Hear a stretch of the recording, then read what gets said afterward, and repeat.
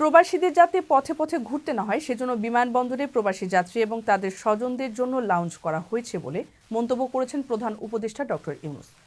গত বৃহস্পতিবার আজারবাইজান থেকে দেশে ফিরে প্রবাসী ও তাদের স্বজনদের জন্য একটি ওয়েটিং লাউঞ্জ উদ্বোধন করেন অন্তর্বর্তী সরকারের প্রধান উপদেষ্টা। ডক্টর ইউনূস বলেন, লাউঞ্জটা প্রবাসীদের জন্য ডেডিকেটেড, যাতে তাদের পথে পথে ঘুরতে না হয়। বিদেশ যাওয়া এবং ফেরার সময় যেন তারা এটি আরামে ব্যবহার করতে পারেন।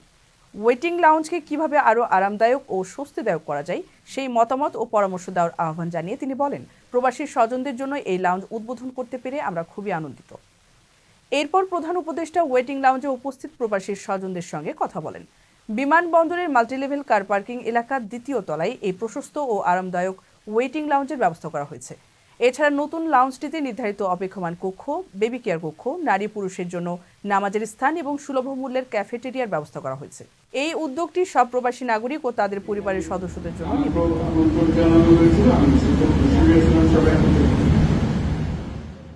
কারো কাছে স্বপ্ন পূরণ, কারো আনন্দের উপলক্ষ, আবার কারো জীবন পাল্টে দেওয়ার মুহূর্ত, কখনো জীবন বাঁচাতে সর্বোচ্চ গতিতে উড়ে চলা, কারো আবেগের শেষ মুহূর্ত, আপনজনের শেষ বিদায়ে শামিল হওয়া।